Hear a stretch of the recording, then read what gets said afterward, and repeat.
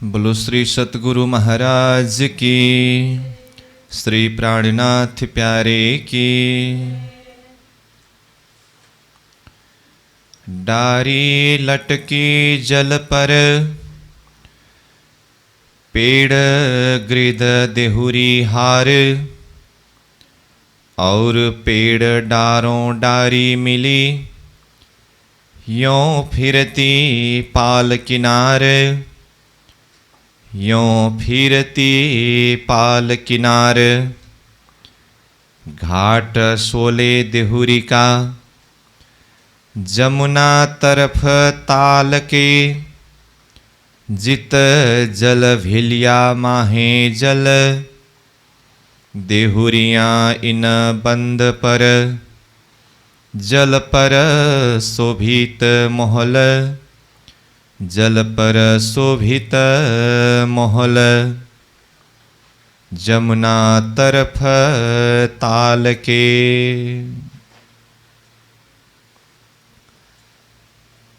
अक्षरातीत पूर्ण ब्रह्म परमात्मा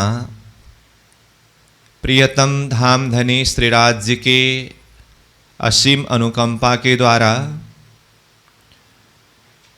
तारतम सागर दिव्य वाणी अंतर्गत परिक्रमा ग्रंथ के ऊपर हम चिंतन करते आ रहे हैं। परिक्रमा ग्रंथ अंतर्गत 8वां प्रकरण, जो हौज कौशर ताल का वर्णन जिस प्रकरण में महामती प्राणनाथ जी ने किया है, इस 8वां प्रकरण में अब तक हमने 52 नंबर चौपाई तक के भाव के द्वारा चिंतन किया, जिसमें विशेष करके हौज कौशर में झुंड का घाट और नवदेहुरी का घाट, उस प्रसंग में अन्य भी कई शोभा सुंदरता वर्णन हुआ है। अब इसी प्रसंग को आगे बढ़ाते हुए अभी के इस सत्र में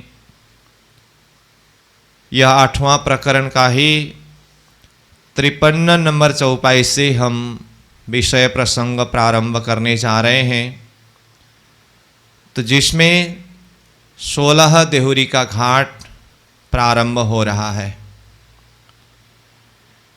तो 16 देहुरी के घाट के संदर्भ में वैसे हौज कौशर तालाव प्रसंग प्रारंभ होते ही सारांश रूप में संपूर्ण हौज कौशर तालाव के ऊपर एक दृष्टि डाला है, चिंतन किया है।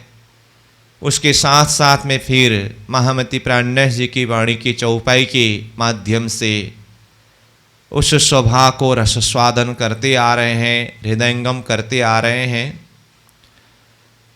तो अभी जो विषय प्रारंभ हो रहा है 53 नंबर चौपाई से 16 देहुरी के घाट, इसको कुछ शब्दों के द्वारा देखें। 16 देहुरी के घाट हौज कौशर के पूर्व दिशा में स्थित है। पाल अंदर की महलात के जमीन से भी भौम भर नीचे श्री जमुना जी के जल अंदर की जमीन से 1000 मंदिर का लंबा 500 मंदिर का चौड़ा जगह को लेकर 9 की 5 हारे अथवा 5 की 9 हारे थंब भौम भर ऊपर आकर के छत पटी है। 9 की 5 हारे 45 थंब होने चाहिए, परंतु मध्य में एक थंब न आने से कुल 44 थंब है। 44 थंब के ऊपर छत पड़ते समय मध्य में जहाँ एक थंब नहीं आया, उस जगह में जो 250 मंदिर का लंबा चौड़ा एक कुंड रूप बना है, उस कुंड के ऊपर छत नहीं आई है, मतलब वो खुला कुंड रूप में है। तो इस तरह से 44 स्तंभ का छत पाल अंदर की महलात की जमीन के नीचे आकर के पटे हैं। इसके ऊपर फिर 750 मंदिर का लंबा, 500 मंदिर का चौड़ा, 3 सीढ़ी ऊंचा चबूतरा उठकर उस चबूतरा के ऊपर थंब 7 की 5 हारे अथवा 5 की 7 हारे 35 थंब होना चाहिए, परंतु मध्य में कुंड आने के कारण एक थंब कम होने से कुल 34 थंब भौम भर ऊपर जाकर छत पटी है। तो इन 34 थंबों के छत चौरसपाल के बराबर हुआ है। नीचे कुंड को देखें तो जो कुंड 250 मंदिर का लंबा चौड़ा है, कुंड को चारों तरफ से घेर करके 8 थंब है। थंबों के बीच में कठेड़े हैं। इन 8 थंबों को बाहर से घेर करके 16 थंब है। ये 8 थंब और 16 थंब के बीच में फिरता पड़साल की शोभा है। 7 की 5 हारे और उसमें से एक कम 34 थंब के ऊपर आए हुए छत जो चौरसपाल के बराबर हुआ। अब उसके ऊपर की शोभा को देखें तो चौरसपाल के मध्य भाग में 500 मंदिर का लंबा, 500 मंदिर का चौड़ा, चौरसपाल की जमीन से 3 सीढ़ी ऊंचा समचौरस चबूतरा उठा है। चबूतरा के ऊपर 5 की 5 हारे थंब, कुल थंब 25 थंब है। इन 25 थंब के ऊपर छत में 4 की 4 हारे यानी कि 16 देहुरियां बने हैं। 5 की 5 हारे थंबों ने जो 4 की 4 हारे चौक यानी कि कुल 16 चौक बनाया है, उसी 16 चौक के ऊपर 16 देहुरियां सुशोभित है। देहुरी के ऊपर कलश, ध्वजा, पताकाएं अन्य घाटों के अथवा अन्य देहुरियों की तरह ही सुशोभित है। इस तरह से देखें तो यह 16 देहुरी का घाट अगर जल अंदर की जमीन से ही इसका हिसाब देखें तो ये 3 भौम ऊंचा है।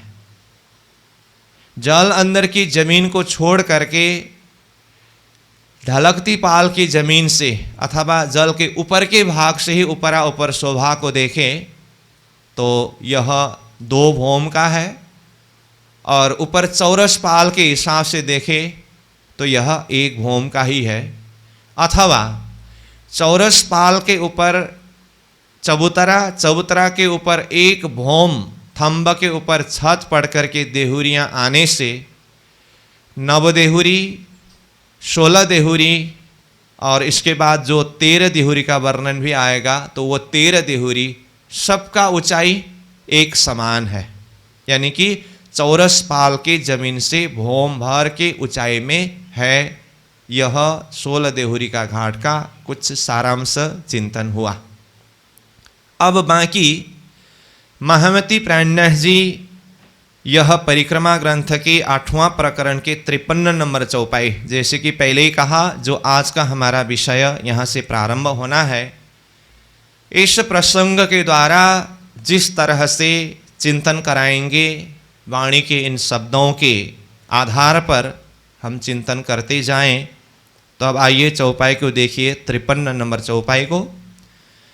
कहते हैं, जमुना तरफ ताल के जित जल भीलिया माहे जल, देहुरियां इन बंद पर जल पर शोभित महल। जमुना तरफ ताल के, हौज कौशर ताल के अथवा ताल से जमुना जी की तरफ, मतलब पूर्व दिशा के तरफ, पूर्व से पश्चिम तरफ होकर के जमुना जी हौज कौशर में आ मिले हैं ना। तो हौज कौशर ताल से देखे तो जमुना जी किस दिशा की तरफ है? पूर्व की तरफ है। तो ये 16 देवरी का घाट का लोकेशन पूर्व दिशा के तरफ दिखाने के लिए ये बात यहाँ बता रहे हैं। तो जमुना तरफ यानी कि पूर्व दिशा के तरफ ताल के, हौजकोसर ताल के पूर्व दिशा के तरफ, जीत जल भीलिया माहे जल, जीत मतलब जहाँ अथवा जहाँ से, जल श्री जमुना जी का जल, भीलिया शब्द का अर्थ है मिला। कहाँ मिला है? माहे जल, जल में मिला है अथवा जल के साथ में मिलन किया है। तो जल भीलिया माहे जल, जल जल के साथ में मिला है। तो कौन सा जल कौन से जल के साथ में मिला? श्री जमुना जी हौजकोसर ताल के जल के साथ में आकर के मिले हैं। तो ऐसे तो जमुना जी ही आकर के हौजकोसर ताल के रूप में सुशोभित हुए हैं। तो जमुना जी भी उस तरह से आ रहे हैं और हौजकोसर तालाब में भी गहरा गंभीर जल है, इसलिए जमुना जी का जल आकर के हौजकोसर तालाब में मिलने से अथवा हौजकोसर तालाब के जल से मिलने से यहाँ कहा जीत जल भीलिया माहे जल। तो ये कहाँ पर मिलन हुआ इसका? तो यही सोर देहुरी के घाट के नीचे जो जल अंदर की जमीन का प्रसंग हम वर्णन किए ना, तो वहीं से जमुना जी अंदर ही अंदर से प्रवेश होकर के ताल में जा कर के मिलते हैं। ये शोभा हुई।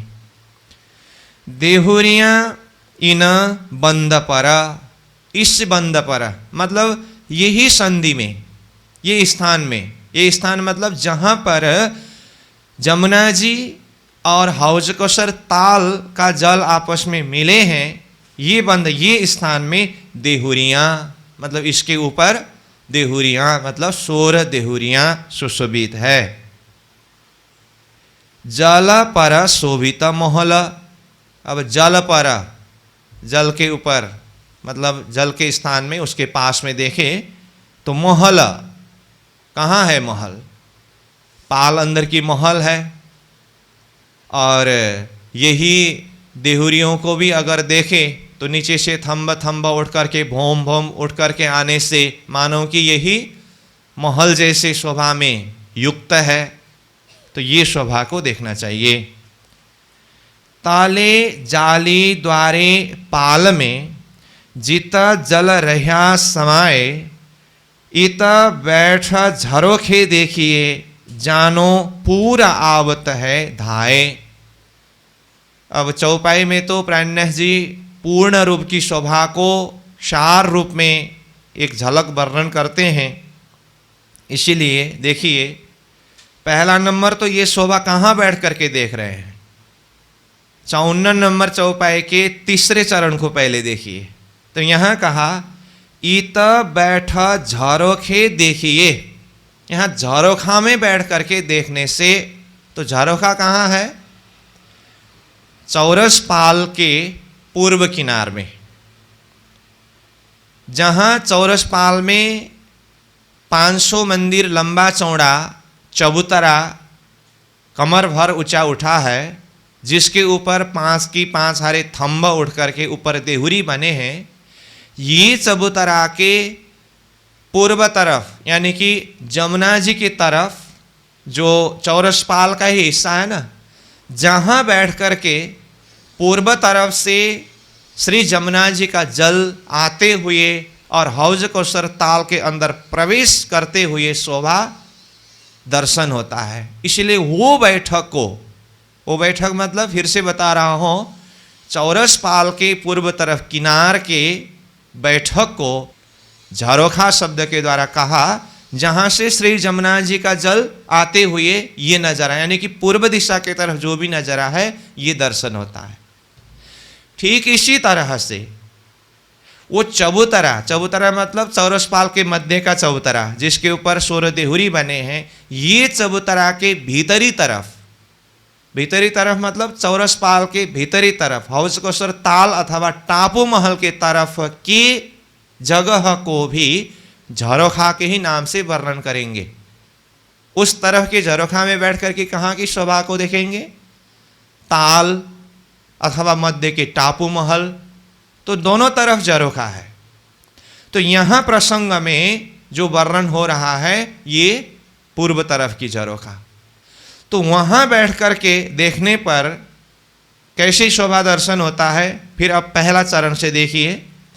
तले जाली द्वारे पाल में, मतलब पाल के तले, पाल में मतलब पाल नीचे जहाँ इर्द गिर्द में ढलकती पाल बना हुआ है, और पाल अंदर की महलात से भी बाहर पूर्व तरफ की जगह में, तो उसके नीचे जमुना जी के अंदर ही, जैसे कि हमने ये हौज कौसर का वर्णन प्रारंभ करते समय प्रारंभ की कक्षा में ही कुछ चिंतन किया, तो ये 16 देहुरी के घाट के प्रसंग में आया हुआ 9 की 5 हारे थंब तो है, परंतु ये थंब से भी पूर्व जहाँ से श्री जमुना जी तालाब के अंदर प्रवेश करने के लिए जो अंदर प्रवेश किया है, जो संक्रमणिक सीढ़ी जिस रोश में बना हुआ है वो यहाँ पूर्व में एक पुल के रूप में बना है ना, जिसके अंदर से होकर के जमुना जी भीतर प्रवेश हो रहा है, तो उसके बाहरी किनार में ही नीचे 5 थंब लगा हुआ है, जो 5 थंब 16 देहुरी के घाट के प्रसंग के 5 थंब से अलग है। ये पहले भी बताया था, उसी को यहाँ फिर से बता रहा हूँ। तो इन 5 थंबों के बीच में 4 घड़नाले के रूप में होकर के जल भीतर प्रवेश हो रहा है, और यही फिर 250 मंदिर आगे जाकर ये 16 देहुरी के घाट के प्रसंग में जो 9 की 5 हारे थंब है, इन 5 हारे थंबों के बीच में 4 घड़नाले रूप होते हुए 16 देहुरी के घाट के प्रसंग के 9वां हार थंब, लेकिन बाहर के किनार के थंब सहित अगर थंब के हार देखे तो ये 10वां हार होता है। फिर यहाँ से 500 मंदिर आगे जाकर, 500 मंदिर आगे मतलब ताल के बाहर जो 500 मंदिर का चौड़ा जल रोश है उसके एरिया के नीचे का 500 मंदिर आगे जाकर ताल के बिल्कुल किनार में, जहाँ से अब बिल्कुल जमुना जी का जल ताल रूप में प्रकट होना है, वहां पर भी 5 थंब है। तो ये 5 थंब देखे तो बाहर किनार के थंब से ये भीतर के किनार तक के थंब के हार में ये कितवां हार है? 11वीं हार है। इस 5 थंब के बीच में 4 घड़नाली रूप होकर के जमुना जी का जल अब ताल रूप में प्रवेश होता है। ये तो पूरा हिसाब हुआ, परंतु यहाँ जो शोभा वर्णन हो रहा है, ताले जाली द्वारे शब्द आया है ना, तो जाली द्वार, जहाँ 5 थंब के बीच में 4 घड़नाली रूप जाली द्वार मार्ग होकर के जल प्रवेश होने की बात, यहाँ से अब 11 हारे थंब को पार करके वही जाली द्वार मार्ग रूप में से ही होकर के ताल के अंदर जल प्रवेश होता है। ये प्रसंग तो ऊपर झरोखा से देखने से तो जमुना जी आकर के प्रवेश करते हुए शोभा दिखाई देता है, फिर भीतर की तरफ जाकर के देखे तो ताल के अंदर जल प्रकट होते हुए शोभा भी दर्शन होता है। तो ये है। तो फिर से देखिए, तले जाली द्वारे पाल में जीत जल रहा समाये, समाये मतलब समाना, प्रवेश हो जाना, मिल जाना। तो श्री जमुना जी का जल अब हौज कौसर ताल के अंदर समा रहा है, मतलब प्रवेश हो रहा है, मिल रहा है। ये शोभा को कहाँ बैठ करके देख रहे हैं? इससे पहले ही इसीलिए मैं बोला था तीसरे चरण को पहले देखिए करके, ये शोभा कहाँ पर बैठ करके देख रहे हैं? कहा इत बैठा झरोखे देखिए, ऊपर के झरोखा में बैठ करके देखिए। पूर्व की तरफ के झरोखा से देखेंगे तो जमुना जी आते हुए प्रवेश होते हुए दृश्य दिखाई देता है। भीतर की तरफ के झरोखा से देखें तो जमुना जी ताल रूप में प्रकट होते हुए ये दृश्य दिखाई देता है। तो इसीलिए कहा इत बैठा झरोखे देखिए, जानो पूर आवत है धाये। अब दूर से ही, दूर से मतलब कहाँ से? हौशकोशर ताल के मध्य से जमुना जी की वहाँ मरोड़, मतलब जमुना जी की जो अग्निकोण का मरोड़ है ना, यहाँ बीच की दूरी देखें तो 4.5 लाख कोस की दूरी है। वहाँ से अब ये सोर देहुरी के घाट के पूर्व किनार झरोखा में बैठ करके देखे तो भी बहुत लंबी दूरी है जमुना जी की। वो मरोड़ से ही, मरोड़ मतलब जहाँ अग्निकोण से जमुना जी पश्चिम दिशा की तरफ मरोड़ खा करके हौजकोशर की तरफ पूर की भांति, लहरों की भांति उछलते हुए आ रहे हैं ना, तो ये शोभा को देख रहे हैं तो कहा जानो मानो कि पूर आवत है धाय। आवत हौजकोशर में बैठ करके देखते तो ये आ रहे हैं ना, इसलिए पूर लहरों की भांति दौड़ते हुए, धाते हुए, कूदते हुए जमुना जी हौजकोशर की तरफ आ रहे हैं। ऐसा दृश्य चौरसपाल के पूर्व किनार अथवा सोर देहुरी के घाट के पूर्व किनार के पड़साल में बैठने से दृश्यावलोकन हो रहा है। ये चिंतन प्राणनाथ जी ये चौपाई के माध्यम से करा रहे हैं। अब आगे देखें, 4 देहुरियां लग लग चारों तरफ हों 4 16 थंब पर देहुरी थंब 25 5 हार। देखिए प्राणनाथ जी जब चिंतन कराते हैं तो उनका नज़र जहाँ पर टिकता है वहीं से वर्णन प्रारंभ करते हैं। अब आपको यहाँ प्राणनाथ जी सोर देहुरी के घाट के वर्णन प्रारंभ कर रहे हैं तो एकदम जल अंदर की जमीन में जा करके 1000 मंदिर का लंबा, 500 मंदिर का चौड़ा हिसाब बता के 9 की 5 हारे, फिर एक थंब कम होने से 44 थंब करके वहाँ से फाउंडेशन उठा के धीरे धीरे ऊपर, ऐसा नहीं। अगर ऐसा होता तो फिर सीधा पहले ही परिक्रमा ग्रंथ शुरू कर देते। वृत्ति के द्वारा, पाठ के द्वारा इतना सारा मेहनत करने की क्या जरूरत पड़ती। तो आधार यही है, इसीलिए पहले ही कहा ना, ये परम धाम का वर्णन महामती प्राणनाथ जी के द्वारा, ये परिक्रमा ग्रंथ के द्वारा ध्यान अवस्था में, समाधि अवस्था में उतरता था। तो प्राणनाथ जी का तो दृष्टि जहां पर पड़ा, जो शोभा दर्शन हुआ वो शोभा को वर्णन कर देते थे। तो तत्कालीन समय के सुंदर सात ब्रह्म मुनियों को भी, अब नीचे का फाउंडेशन नहीं है, एक ही बार ऊपर से वर्णन हुआ तो बिल्कुल शुरू में तो ये तो कुछ पकड़ में नहीं आता है ना। तो प्राणनाथ जी के समय के तत्कालीन ब्रह्म मुनि सुंदर साथ भी वो समझ नहीं पाते थे। तो फिर प्राणनाथ जी के समक्ष अर्जी करते थे, धनी इसको खुलासा करके समझाइए। तो फिर प्राणनाथ जी समाधि अवस्था, ध्यान अवस्था से थोड़ा होश में आने के बाद वो चौपाई को देखते समय अंदर पूरा प्रकाश है, वो तो झलझलाकार रूपेण दर्शन करते हैं, लेकिन सामने वाले सुंदर साथ के दिल दिमाग के स्थिति से जो वो प्रत्यक्ष से देख नहीं पाए हैं, तो उनको अब ये समझाने के लिए काफ़ी व्याख्या करना जरूरी है। तो फिर यही चौपाई को समझाने के लिए प्राणनाथ जी शब्द के द्वारा व्याख्या करके, फिर उतना से नहीं हुआ तो नक्शा बना बना करके समझाते थे। ये परंपरा वृत्ति का परंपरा है। वृत्ति मतलब चर्चनी, जो परिक्रमा ग्रंथ से पहले जो हम अध्ययन कर आए हैं ना।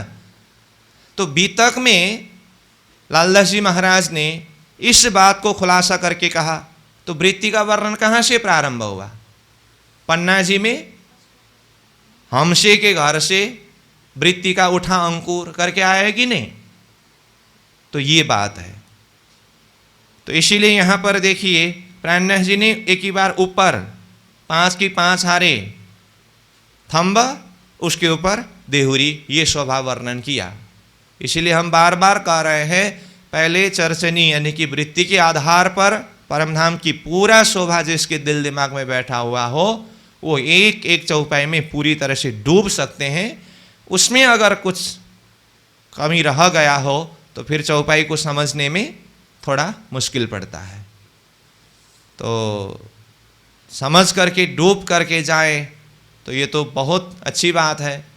अगर पूरी तरह से समझ में नहीं भी आया हो तो भी अब श्रवण का भी लाभ मिल रहा है। राज्य की वाणी है, परमधाम की बातें हैं, समझना न समझना तो बुद्धि की बात है, समझ पाए तो लज्जत आएगी, समझ नहीं भी पाया, आलसी के कारण नहीं, कोशिश करने पर भी अगर कुछ रह गया हो तो फिर लगे रहना चाहिए, होगा, परंतु हतोत्साहित नहीं होना चाहिए, परंतु समझ तो होनी ही चाहिए। रूहें लज्जत मागी हक पे अरस के दुनिया माहे, तो इलम दिया सब अपना, बिना इलम लज्जत नाही। इलम ज्ञान, समझ, विवेक, इसका महत्व। लज्जत मांगा धनी के साथ में, अरश की लज्जत खेल के बीच में, तो लज्जत मांगा तो धनी को सीधा सीधा लज्जत देना चाहिए ना। तो धनी ने क्या दिया? तो इलम दिया सब अपना, पहला अपना इलम दिया। क्यों इलम दिया? मांगा लज्जत, दिया इलम, तो इलम के साथ में लज्जत का क्या संबंध है? कहा बिना इलम लज्जत नहीं। इलम के बिना वो स्वाद, वो मस्ती, वो आनंद अनुभव नहीं कर सकते हैं, ये बात है।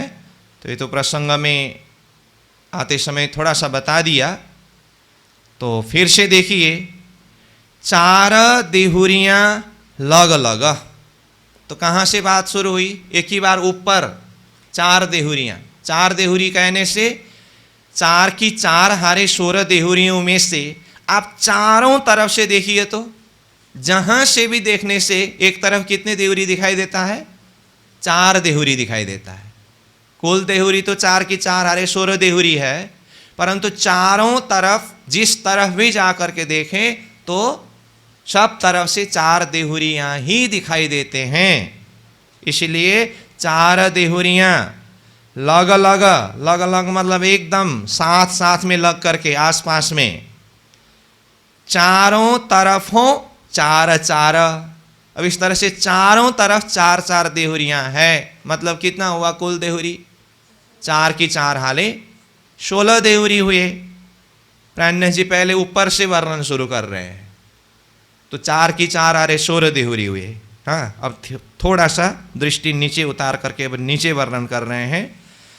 16 बंद पर देहुरी, अब ये तीसरे चरण में तो ऊपर ही 16 देहुरी, बंद पर मतलब बिल्कुल हार कतार में लाइन बंद रूप में है ना।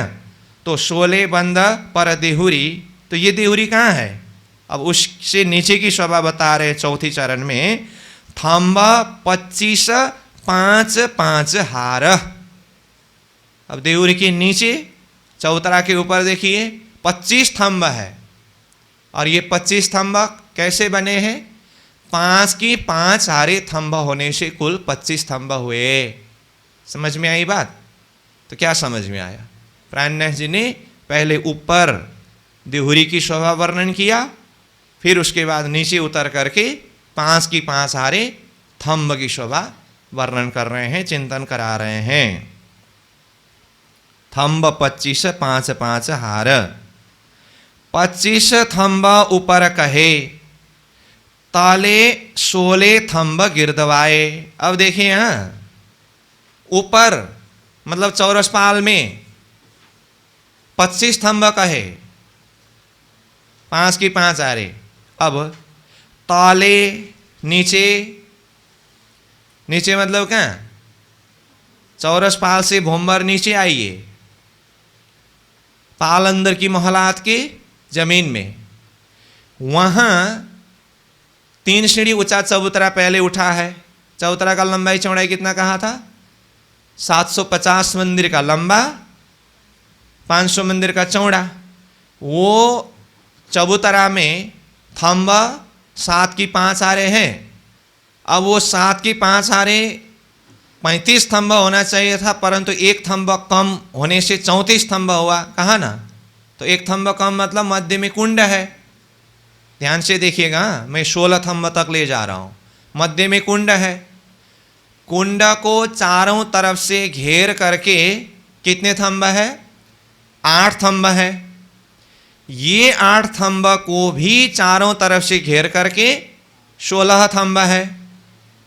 तो ये 8 थंब और बाहर के 16 थंब के बीच में फिरता पड़साल है।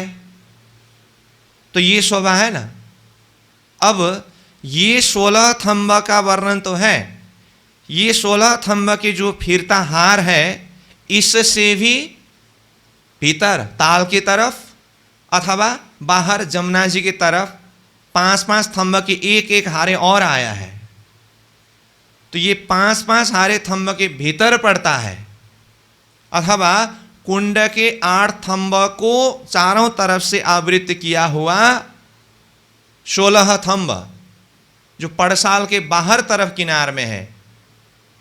तो ये 16 थंब के लिए यहां कह रहे हैं अब ताले 16 थंब गिरदवाए।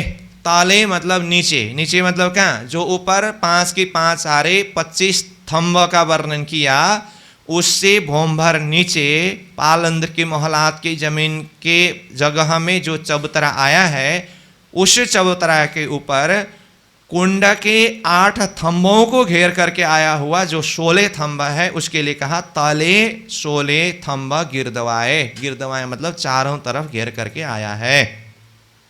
फिर कहते हैं सो पहुंचे दूजी भोमलों। ये थंब ऊपर जाकर के कहां तक पहुंचा है, दूजी भोमलों। तो दूजी भोमलों कहने से यहां जल अंदर की जमीन की जो 9 की 5 हारे थंब को छोड़ करके, जल अंदर के हिसाब को छोड़ करके ऊपर का ही हिसाब देखे तो पाल अंदर की मोहलात के ऊपर आया हुआ चबूतरा से उठा हुआ थंब, ये 16 देवरी के घाट के लिए ये एक भोम हुआ। और यहां से ऊपर जो चौरस पाल के ऊपर जो छत पटी है, यहां से ऊपर 16 देवरी के घाट के कौन सा भोम हुआ, दूसरी भोम हुआ। तो दूजी भोम कहने का मतलब ऊपर चौरस पाल तक। क्यों? क्योंकि ये थंब जाकर के छत पटी तो चौरस पाल के बराबर में हुआ ना। तो इस अर्थ में सो पहुंचे दूजी भोम लो, 16 देवरी के घाट के दूसरी भोम तक, यानी कि चौरस पाल के बराबर तक। फिर भी मैं कह रहा हूं जल अंदर की जमीन के हिसाब को छोड़ करके इसको दूसरी भोम तक कहा है। भोम बीच की अति शोभाए, इस भोम के बीच में मतलब इसके अंदर ये थंब 16 थंब जिसका वर्णन हुआ अत्यंत शोभा लिए हुए सुशोभित है।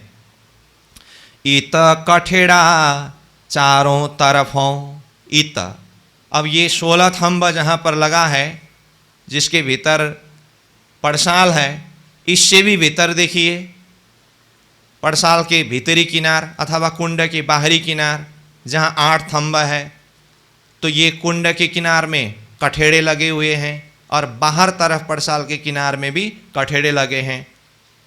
तो उसके लिए कहा इत कठेड़ा चारों तरफों, मतलब 16 थंब के बीच में चारों तरफ कठेड़ा है।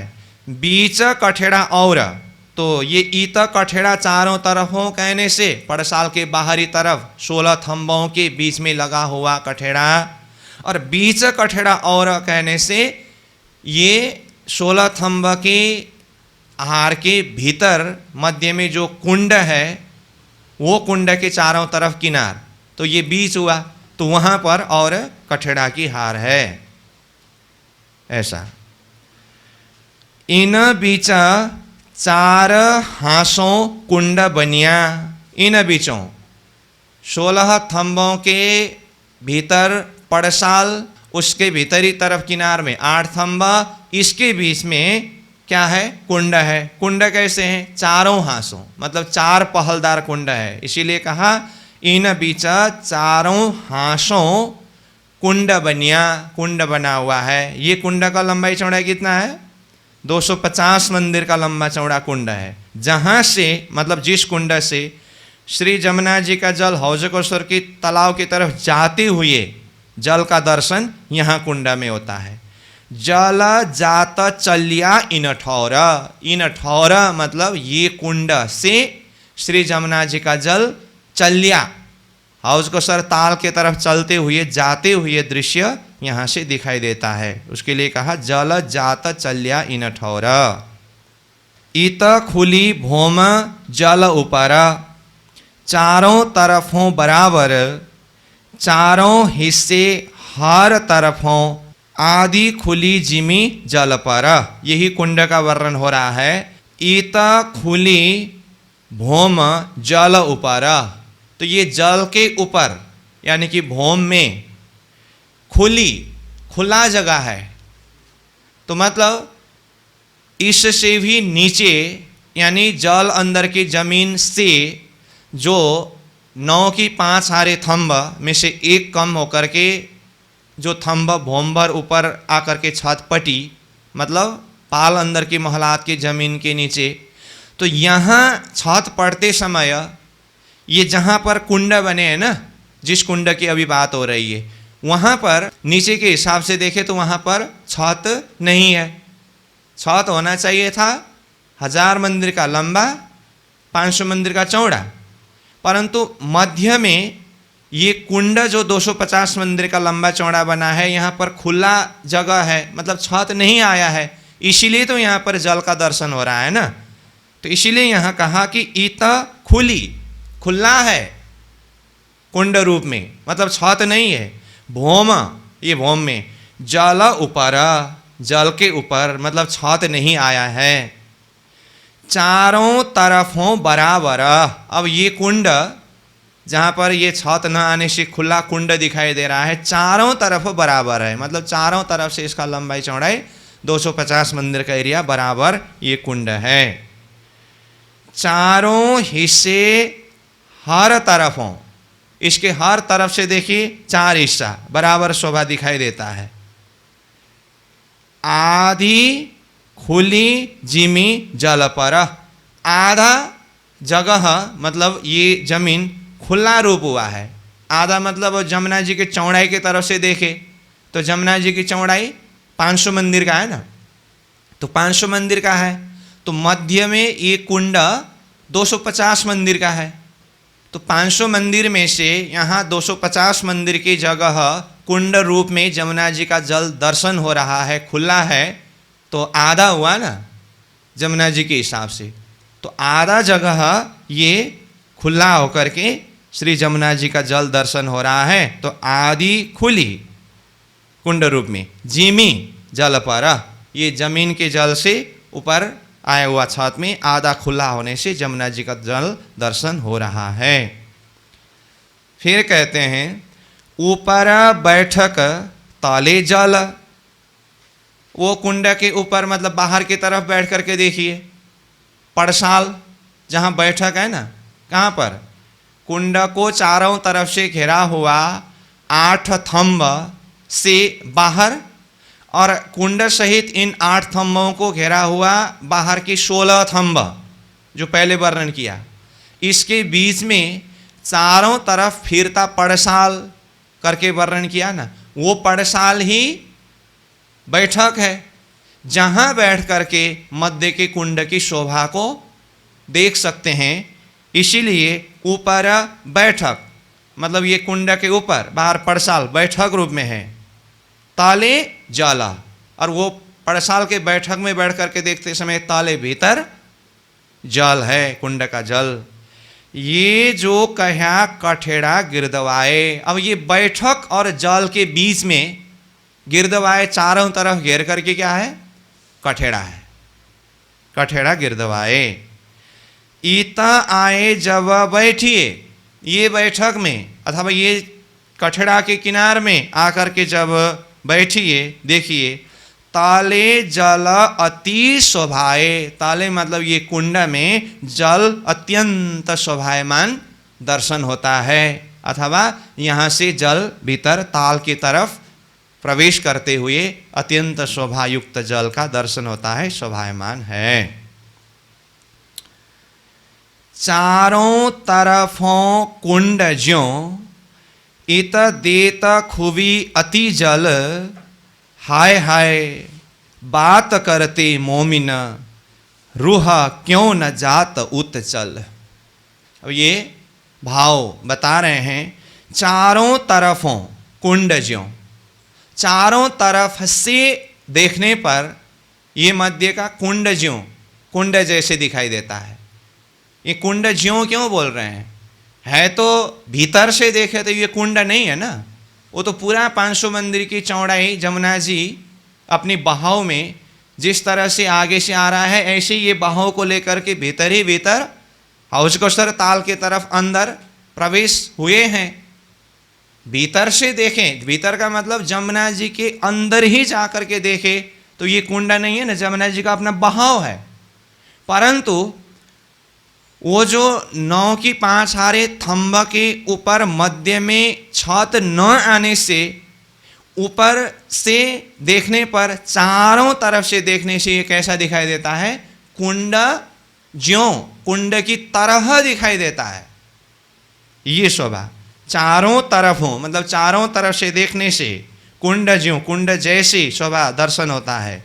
ईता देता खूबी अति जल, यहाँ पर जल की बहुत अधिक खूबी शोभा दर्शन होता है, दिखाई देता है। अब ये शोभा को दर्शन कराते हुए, चिंतन कराते हुए यहाँ एक भाव को प्रस्तुत कर रहे हैं कि हाय हाय बात करते मोमिन रूह क्यों न जात उत चल। हाय हाय एक आश्चर्य सूचक शब्द है ये, हाय हाय, ये आश्चर्यजनक आश्चर्यवाचक शब्द। हाय हाय बात करते, ये परम धाम के, ये हौज कौसर के अथवा ये कुंड के, ये जमुना जी की ये बात करते समय रूह क्यों न जात उत चल, ये देह से निकल करके रूह मतलब आत्मा क्यों वहीं पर नहीं चली जाती है। ये शोभा, ये वर्णन सुनते हुए भी, इसकी बातें करते हुए भी रूह यानी कि आत्मा अभी तक यह देह में कैसे रह रहा है, ये बहुत आश्चर्य की बात है। इसको सुनते हुए तो ये देह को यहीं छोड़ करके जाना चाहिए था। हाय हाय बात करते मोमिन रूह क्यों न जात उत चल। फिर आगे वही शोभा को चिंतन कराते हैं। चार देहुरी आगू चबूतरा, तीन तले घड़नाले चार। अब ऊपर ले गए, फिर ऊपर जहां पर 4 देहुरियां हैं ना, चौरस पाल से भी ऊपर एक तरफ से देखने से 4 देहुरी है, तो ये 4 देहुरी 5 थंब के बीच के चौक के ऊपर 4 देहुरी बने हैं ना, तो ये 5 थंब 500 मंदिर के चौड़ाई के बराबर में ही बना है। तो इन 5 थंबों में भी थंब की दूरी 125 मंदिर का ही है। ऊपर चौरस पाल के ऊपर के थंब की बात कर रहा हूँ मैं, उसके ऊपर देहुरी है। तो ये देहुरी के सीधा नीचे जहाँ जमुना जी ताल के अंदर प्रवेश कर रहे हैं, तो वहाँ पर भी 5 थंब है। तो ये 5 थंब भी 500 मंदिर के ही चौड़ाई में 5 थंब होने से यहाँ पर भी थंब की दूरी कितना है, 125 मंदिर का ही है। तो ये 5 थंब के बीच से 4 घड़नाले रूप होकर के जल अंदर प्रवेश किया है। तो ऊपर देहुरी 5 थंब के बीच के 4 देहुरी और नीचे जमुना जी में 5 थंब के बीच में ऊपर देहुरी के सीधा सीधा में एक देहुरी के सीधा में एक घड़नाले। तो 4 देहुरी के सामने में 4 घड़नाले रूप होकर के जल अंदर प्रवेश हो रहा है। तो ये शोभा दर्शन करा रहे हैं। देखिए फिर से, 4 देहुरी आगू चबूतरा। आगू चबूतरा मतलब ऊपर 4 देहुरी जो चबूतरा के ऊपर है आगे, और उसी देहुरी के आगे 3 ताले। 3 ताले मतलब उस देहुरी के ताले नीचे जमुना जी में घड़नाले 4। देहुरी के सीधा सीधा में 4 घड़नाले हैं।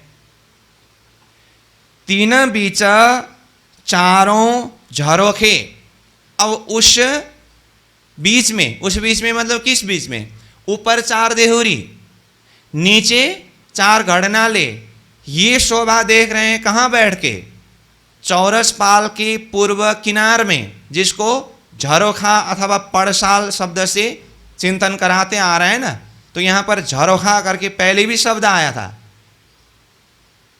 तो यहाँ बैठ कर के ऊपर की देहुरी की शोभा भी दिखाई दे रहा है, 4 देहुरी, नीचे 5 स्तंभ के बीच के 4 घड़नाले की शोभा भी दिखाई दे रहा है। तो उसके सीधे में यहाँ मतलब ये चौरसपाल के किनार में ये बैठक को भी 4 झरोखा के रूप में ही वर्णन किया। 4 झरोखा कैसे?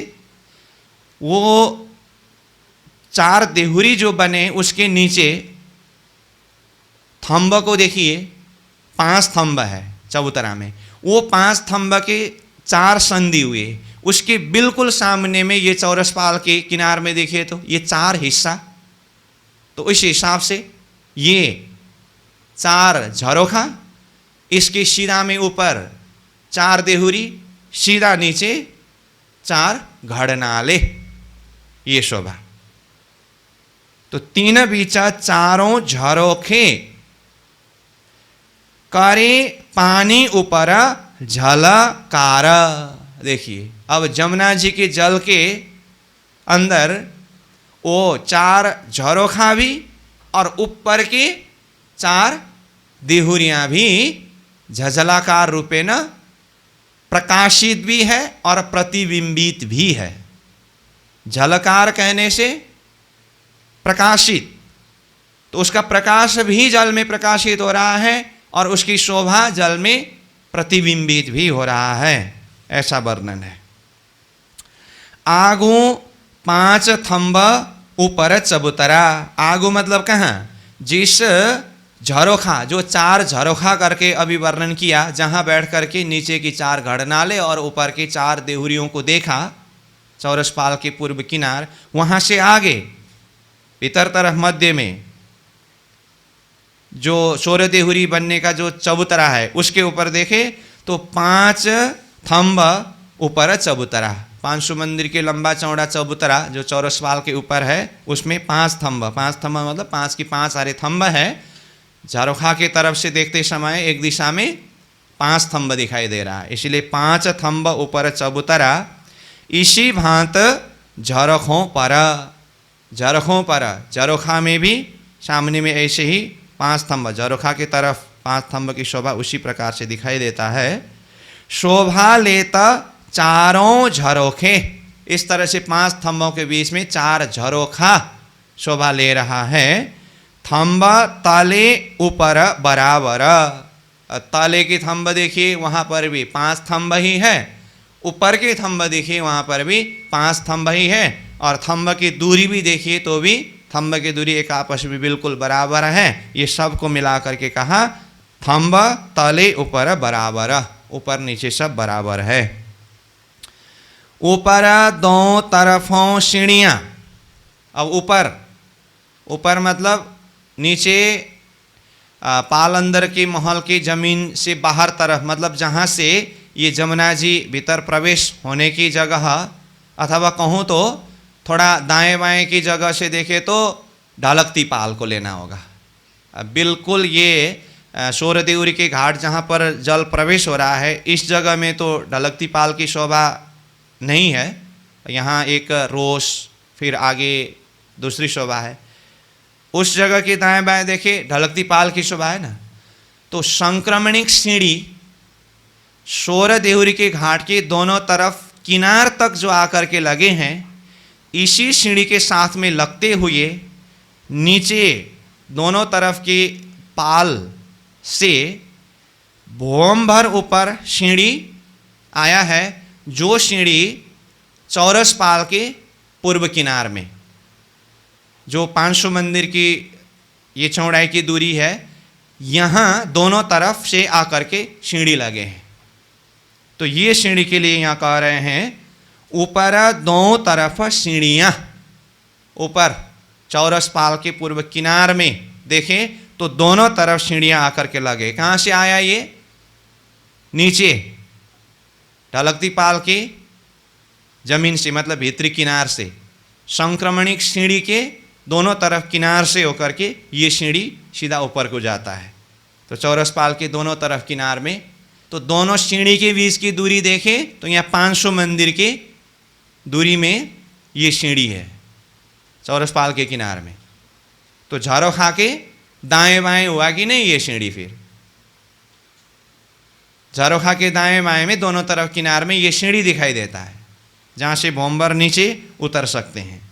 तो ऊपर दोनों तरफ सीढ़ियाँ, दोनों तरफ उतरे द्वार, और वहाँ से दोनों तरफ नीचे उतरने के लिए द्वार रूप है। और नीचे उतर करके फिर वहीं से भीतर पाल अंदर की महलात में जाने के लिए वहाँ पर भी मेहराब के बीच से द्वार, वो भी शोभा वर्णन किया है। तो ईता आया ताले का चबूतरा, परकोटे शोभे दो पार। ताले का चबूतरा मतलब नीचे से, नीचे के चबूतरा से यहाँ ऊपर तक आया है। सीढ़ी के साथ में दाएं बाएं क्या है? परकोटे।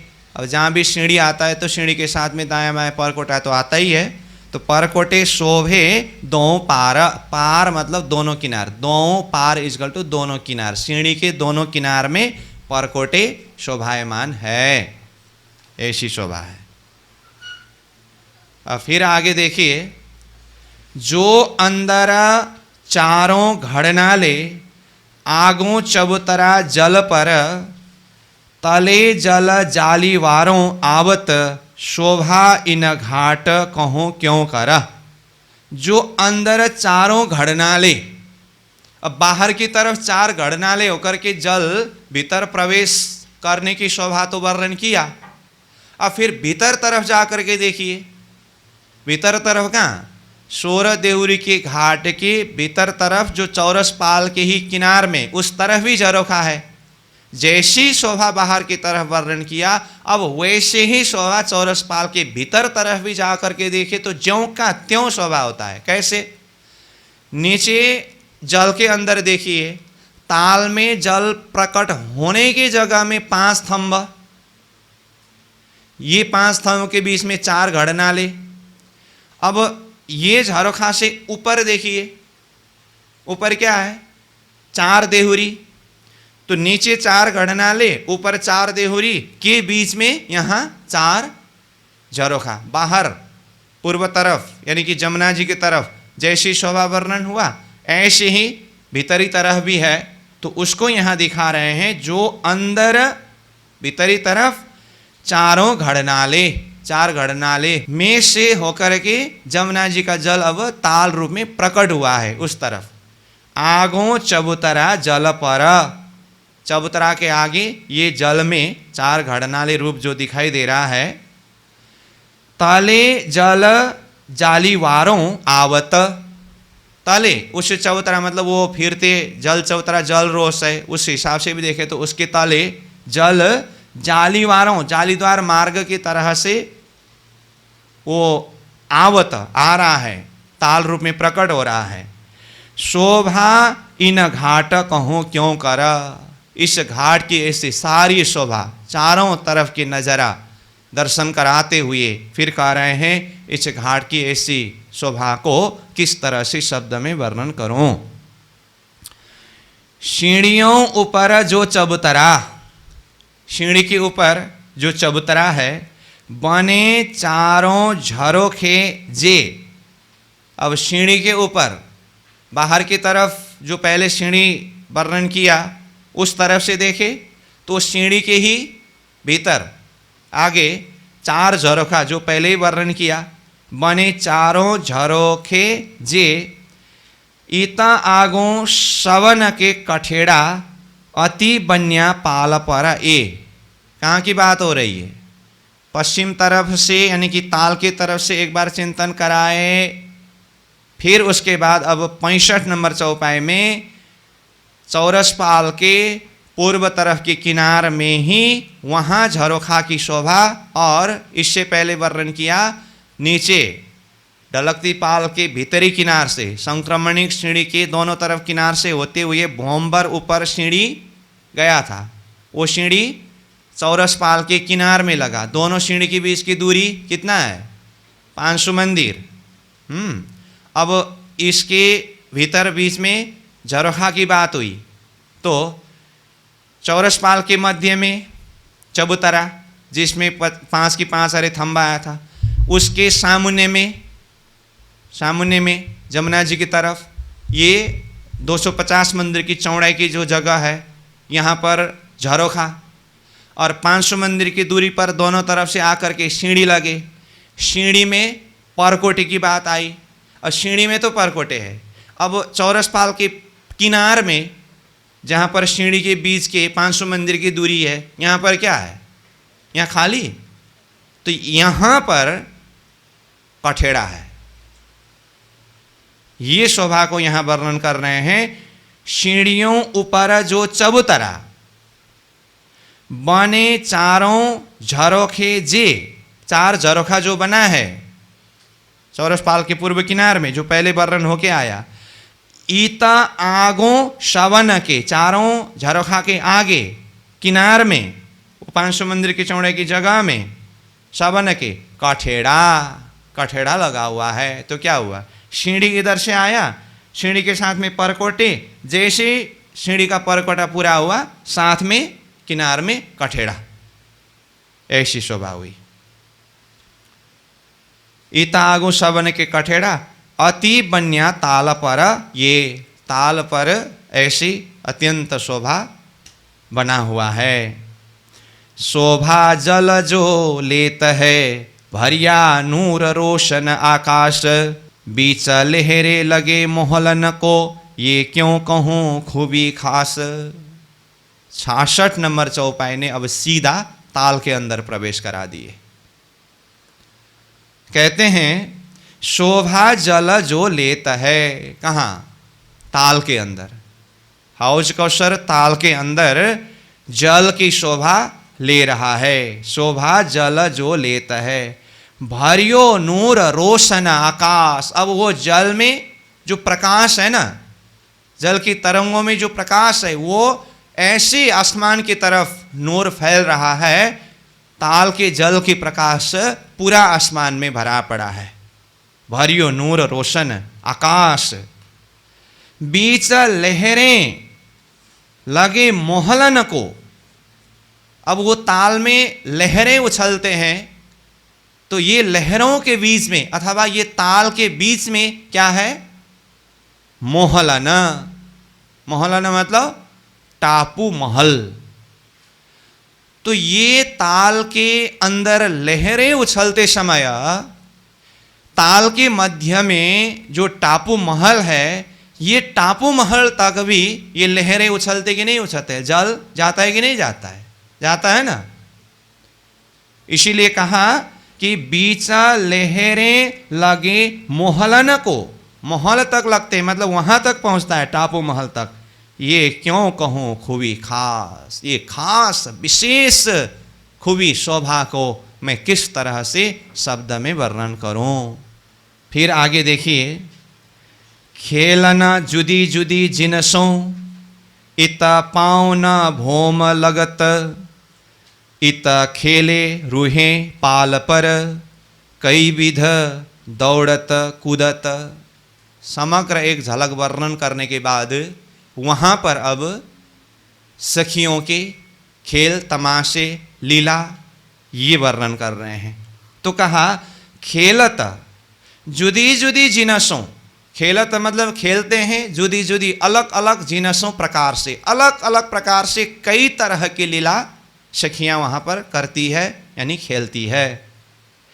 इत पाँव न भोम लगत, सखियाँ यहाँ पर खेलते समय सखियाँ ऐसी आनंदित है, ऐसे हर्षित है, मानो कि वो मस्ती में उनकी पाँव जमीन में लगता ही नहीं है। यहाँ पाँव जमीन में न लगने का आशय ये है कि सखियों की मस्तीपन, उस भाव में यहाँ पर कहा गया कि ईता पाँव न भोम लगता। पाँव मतलब चरण, भोम में लगता ही नहीं, मतलब इतनी मस्ती में सखियाँ उछलना, खेलना, दौड़ना, मस्ती करना, ऐसी लीला होती है।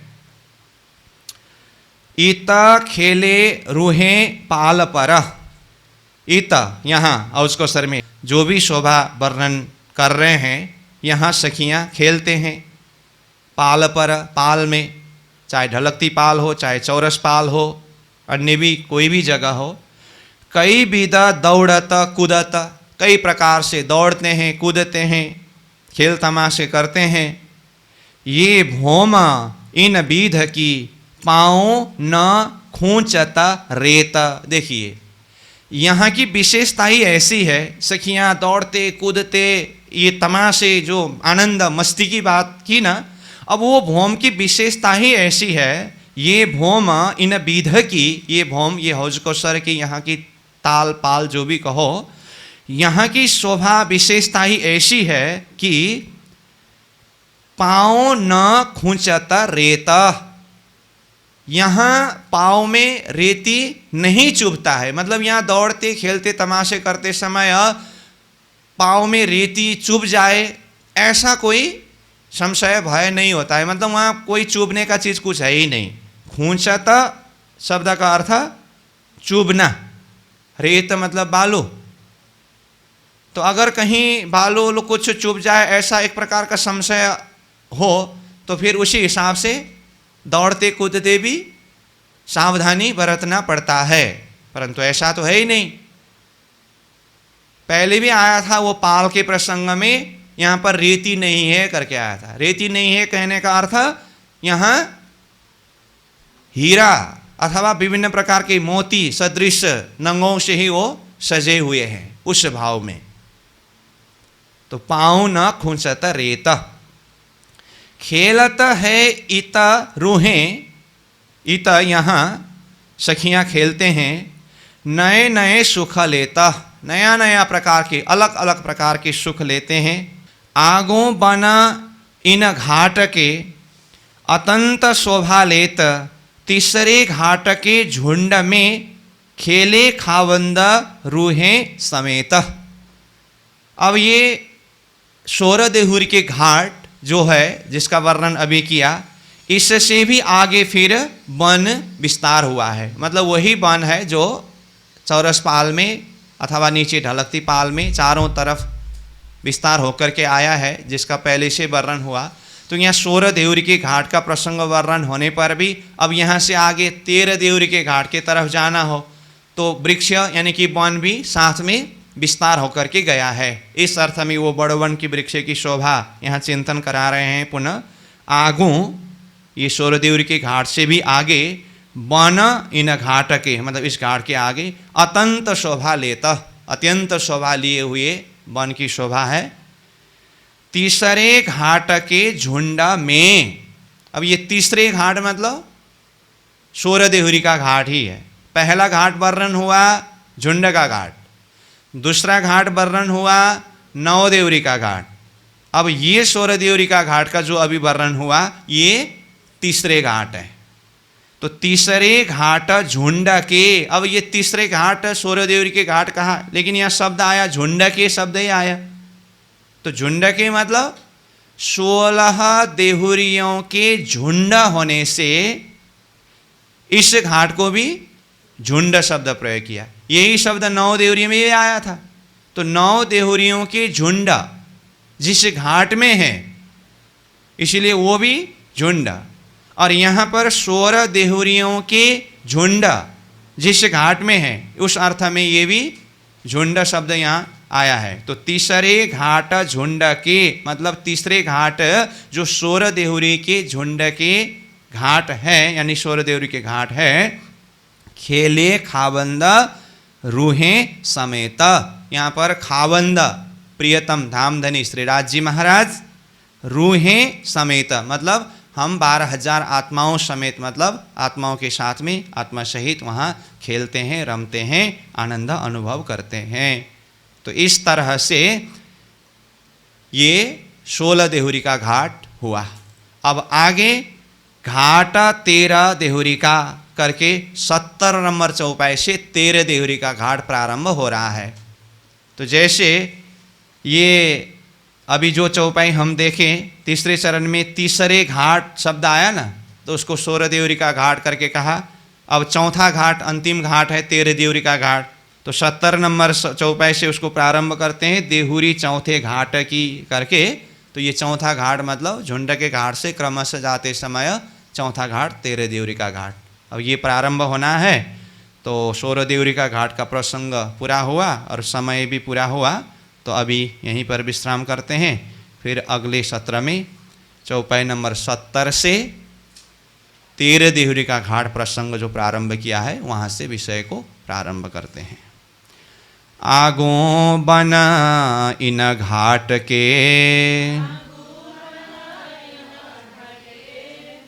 अतंत शोभा लेत, तीसरे घाट के झुंड में खेले खावंद रूहें समेत, खेले खावंद रूहें समेत। बोलो श्री प्राणनाथ प्यारे की प्रणाम।